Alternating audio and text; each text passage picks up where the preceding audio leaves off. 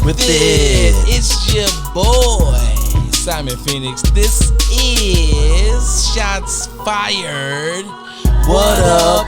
What up? What up? Yes, as we slide into another fun-filled, action-packed Sunday night rant. Let's get right into it. If you don't know how Sunday rants go, well, that means that you are new to the program. So let me give you the gist. Normally, we get emails, inboxes, and anyway, you can reach me through social media, or you can just send me an email at simonphoenix@gmail.com to get your question answered on Sundays. Now, since we got that out the way, let's discuss how y'all didn't jump in my inbox and tell me that the audio was bad. Had me sounding like a deranged R2-D2 on the show, and nobody called me. I got people who got the number, hit the line. Nobody hit the line. Nobody jumped in my inbox. At least not day 1 or 2. Like day 3, somebody hit my line. It was like, yo, bro, you sound terrible. I was like, what? I sound terrible. What are you talking about? And it was like, dude, your show sounds bad. Like really, really bad. I said, how bad? They said, man, look here, man.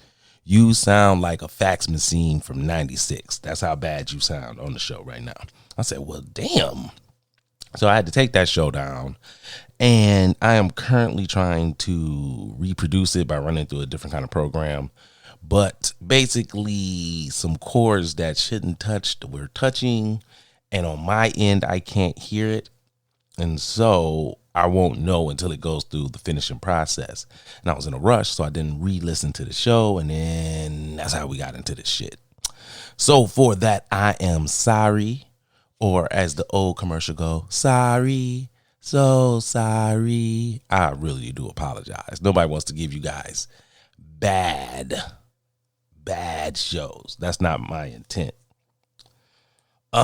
Before I forget though, shout out to everybody in India. I've been getting a lot of love in India. So you know me, I'm a fan of getting love from wherever, but I'm always in shock that I got people in India banging the show, got people in Australia banging the show, you know what I'm saying? So I've been getting love internationally. So I want to show that appreciation by saying thank you. Now, for those of the rest of y'all need to like, share, subscribe, tell your friend, get on. All right. Now, we done got through all the preliminary shit. Let's jump into it. So today's question touches into my inner nerd. Question says, Simon Phoenix, what is your top 3 low-key great villains from comics? So for me, I'm just going to chop it up in half, and I'm going to do some DC, and I'm going to give you some Marvel villains that I'm a huge fan of. My first villain, very low-key, but I think is a beast, especially how he gives Superman such a hard time.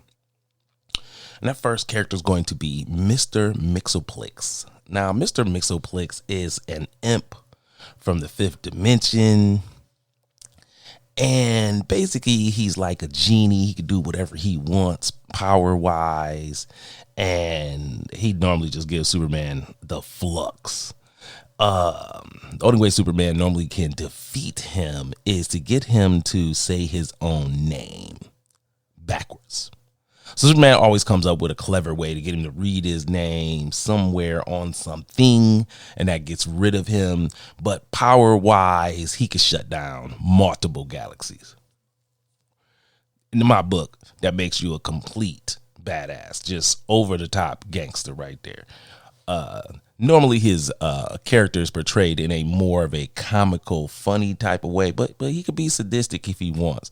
And there's been times where other people have gotten his powers from him, and that makes it so much iller when you see someone like Joker. Well, DC Comics had a storyline where Joker wound up getting Mr. Mxyzptlk's powers, and let's just say that ain't what you want. That is not what you want. that boy was in. So he definitely makes my list. Number 2 for DC would be a kind of newer character, probably less than 15 years old, maybe 20 at most, is Larfleeze, aka Agent Orange. He comes from the mythos of Green Lantern. I'm a huge Green Lantern fan, and his powers is that he has the ring, and his ring is orange, and he represents avarice. Now, for those normal people, that's greed. And he's such a badass is because normally in the Green Lantern's mythos, there are multiple rings for all the colors, and the colors go across the emotional spectrum. So there's happiness, there's love, there's rage, there's fear, there's will, life, death, so on and so forth. But his power, being greed, avarice, is probably one of the most interesting and coolest lanterns because he's so gangster, he don't even give people rings. What he do is he just run up on you, murk you out, and then your essence becomes one of his lanterns. And he just sends out conscripts. Now, conscripts are basically energy forms of whatever a lantern, no matter what the color is, decides to make with their imagination. And he just murk you out and then bring you back as a conscript, which is unnecessarily gangster. The man is super ridiculously powerful based on this idea. So I'm a huge fan of his just because you're so gangster, you could take on whole Green Lantern Corps by yourself as one dude. That's nice. That's nice right there. I gotta give him the love that he deserves. And my very last guy. Let's get a little drum roll, please.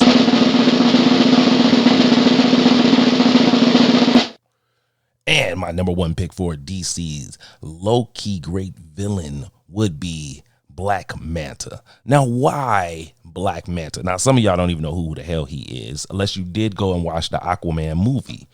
But Black Manta is one of the coolest villains because of his backstory. Black Manta was a character that was introduced into the late 60s. And what makes him a dope character is, number 1, he's African American. Number 2, because we don't get a lot of black, actually African American villains.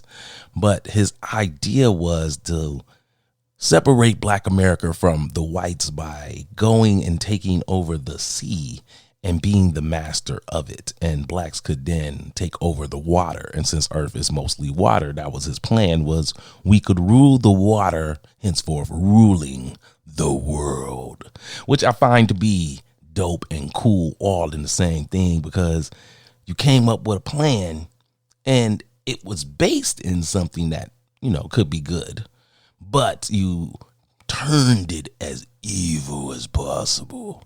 And I dig that. I do. I really do. And I just think he's one of those characters that doesn't get enough love.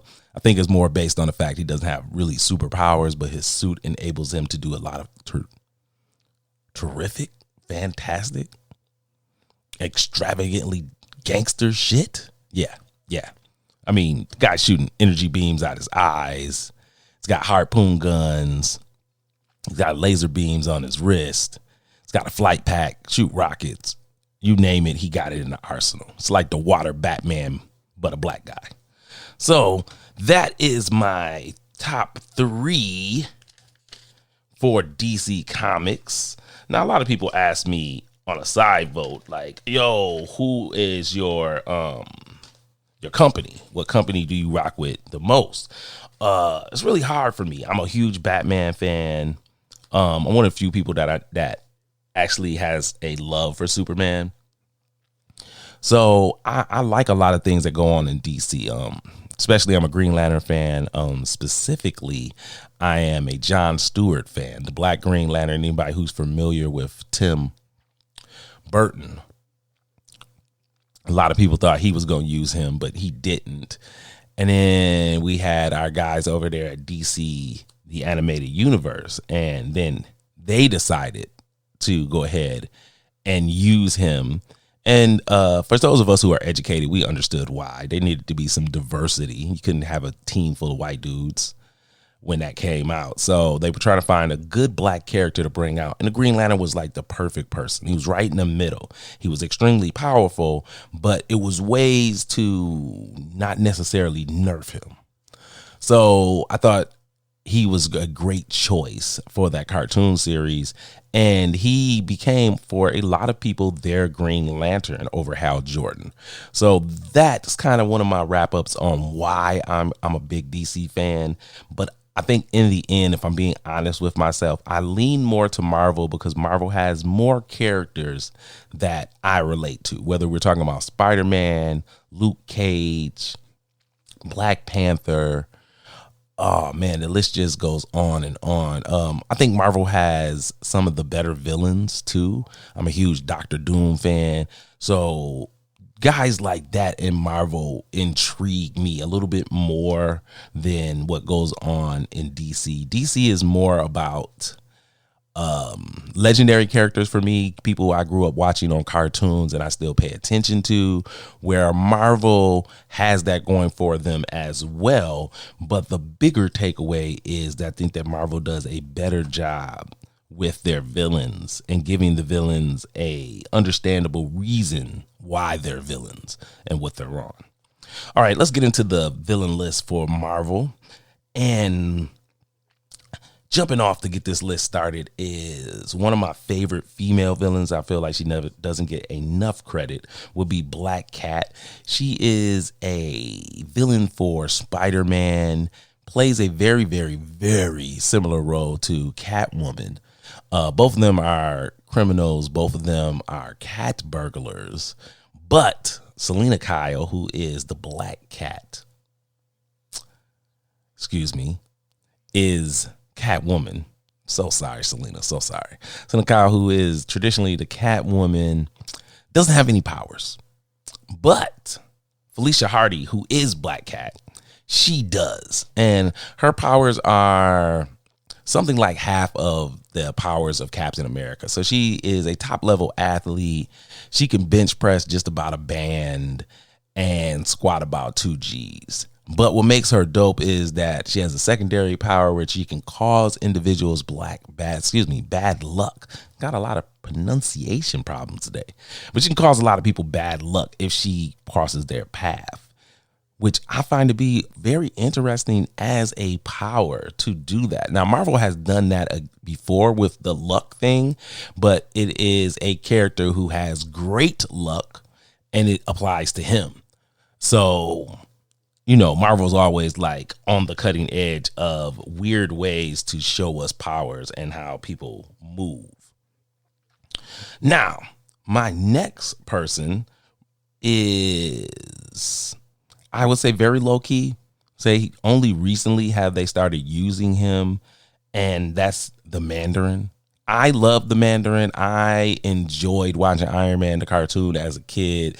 I liked that he had the crazy little rings, and I liked that he was an evil version of what a lot of people who are in Western society, shouldn't say America, but Western society views as the Fu Manchu villain.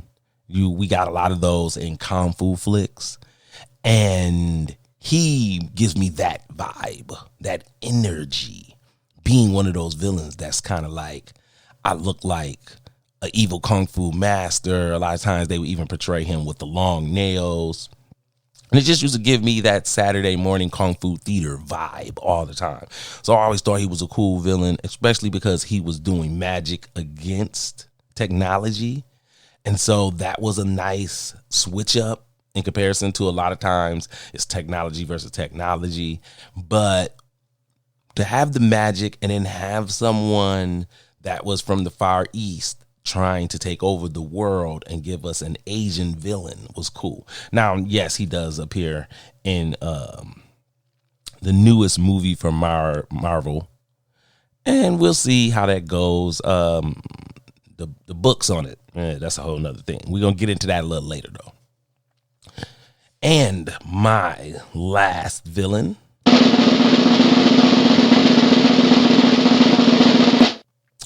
has to be the Kingpin.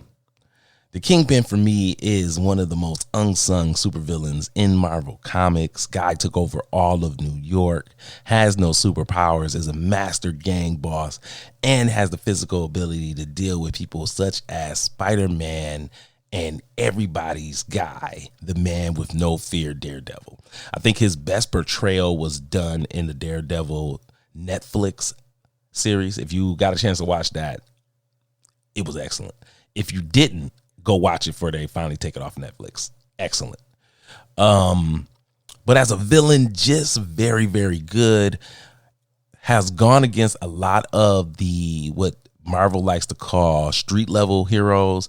So we talking about Daredevil, we talking about Iron Fist, we're talking about Spider-Man, the Punisher, guys of that nature that don't really save the planet all the time. Not to say that they haven't, but that's not their like primary job, such as someone like a Captain Marvel. They normally save the planet. These guys normally save the block.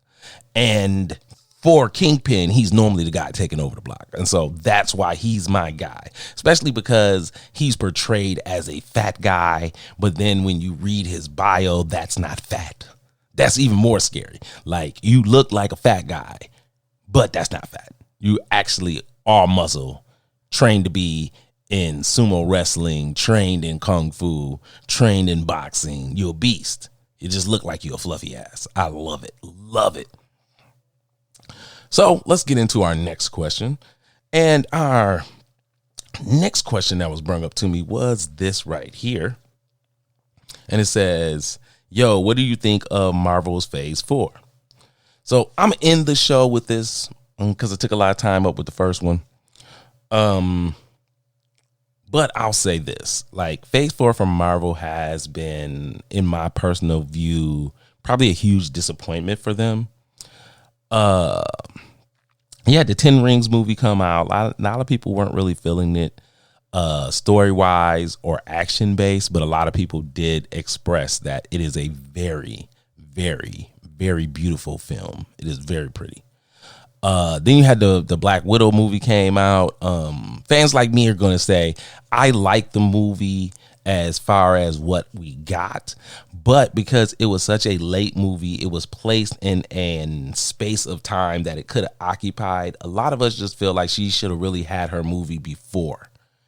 And I think the story that we actually got could have been tweaked, so we could have got it before us knowing that she was dead. I think that kind of really ruined that movie, because psychologically there's no stakes in watching a movie if you know when the person's going to die. And we knew she wasn't going to die during that adventure, so it didn't really have a lot of stakes involved with it. And then that brings me to the last Marvel property that has been released in Phase 4, and that's going to be the Eternals. And I kind of knew that was going to be their flop. I thought the other two movies were going to be decent. I thought they were going to do good. I think that their movie with the 10 Rings and bringing out the Mandarin turned into more of a way to pander to China, and then China didn't even let the movie come in. So it kind of felt like, all for naught. And that in itself is kind of why that to me failed. I think because they were pandering. My Black Widow answer really stays the same, but the Eternals, I couldn't figure out why. Like, I couldn't figure out why you made the movie. And I couldn't figure out the direction it was going in. And then there were going to be dumb answers for things that normal people were going to ask. Like, okay, well, they were so powerful, why they didn't show up when Thanos was about to take over the galaxy? What happened with them there? And then the answer is like, oh, well, they're not supposed to be involved unless these people are doing something wrong. Then no, man, come on, man. You're just going to let them take over the galaxy, but all right, doesn't make any sense. And I think, fans are smart. A lot of us come from nerddom, come from comic bookdom. And when you fail us, then it fails everyone else as well, because you can't just use these IPs and think that, people just are amazed by the visual spectacle. Yes, there is a group of human beings out there that are amazed by the visual spectacle of all movies, and everything is pretty much good with them because of the visual spectacle. But in reality, most of us do not get down like that. We like an engaging story. We like to feel like we're part of what's going on. And you're not going to get that as a fan if you are giving me half-baked stories. If you are just willy-nilly putting stuff out because you ain't got nothing better to do. That's not going to work for a lot of people. It's just not. We're going to view this as this was subpar. And I think that's what Marvel's getting right now. And so the question is, will Marvel be able to get this thing back on track? Now, for people like me who are fans of the Marvel Cinematic Universe, what I will say is yes, I think so. I think by the time we get our next Black Panther movie, it will be good. I do think that by the time we get the Fantastic Four movie, that will be good. I just think that Phase 4 is going to be the lull. That's just me. It is looking that way. It appears that way. So I think they're going to just be the lull in what's going on in that cinematic universe. So I think there's a chance for them to fix their problems and correct course. But if they continue to go down this path, we ain't gonna be talking about Marvel Cinematic Universe no more. What people are gonna talk about is the first 3 phases were excellent, and then after that it went downhill. I'm hoping that that will not be the end result, but you never know. Well, I appreciated today. Had a good time. Hope you guys had a good time too. Got a little nerd conversation in. We normally don't get too nerdy on here, but glad I got a couple nerd questions about Marvel and comic books in a general sense. So that was a lot of fun for you, boy. So what can I say else? Probably not much. So since I don't have too much else to say, I think I'm just going to get up out of here. But as usual, I am extremely thankful for all of you who decided to help your boy out, to come and kick it with your boy, because you guys have been more than fantastic as fans. I appreciate everything that y'all do. You know what I'm saying? From the emails to the text messages to the shout outs to listening to the show in a general sense. So let's get out of here with some more underground gangster music. God's Kitchen, The Highway. Y'all already know how I do.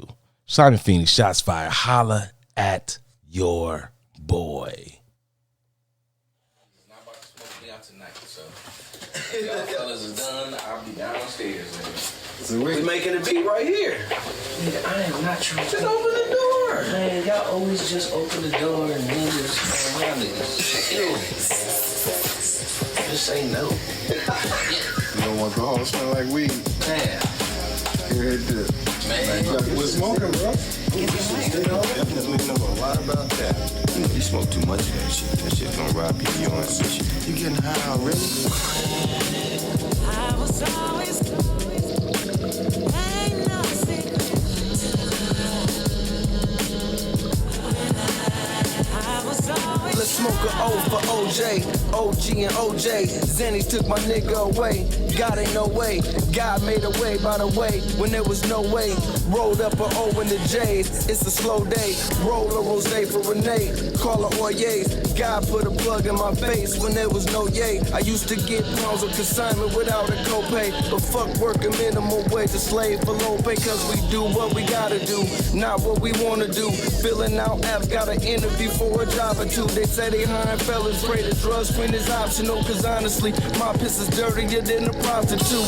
I smoke a lot of fruits, Gussel, Skittles, and Sours. That purple punch is good, but it ain't fucking with ours. To pass by the hours, I will practice my role. Somebody stole though. My lighter like the shit on the stove. Kool-Aid flavors I cater, my neighbors must be wondering. Phone steady jumping, them numbers, we keep them coming in. Held it down for summers, no wonder we went to Wonderland. Contraband turned legal here, but I'm trapping different strands. Always have, always been, always win, cause they always in. 2010, use Jaws as my marketing. Bells for the balls, fluid ounce, mason jars, flew it out and threw it out. We ain't never had a problem. We rollin' smoking blunts on repeat the whole week, cause that Supreme Purple Punch ain't cheap. The whole street think Rant get the shit so cheap. Used to see how he roll woods right out the beat. It's so sweet, like a pan right red the whole week. It don't compete, call it strong, but this shit so weak. These bowls reek from the trunk, smell those from the seat. So indiscreet, we tried both, but we got both beat. My slow speech means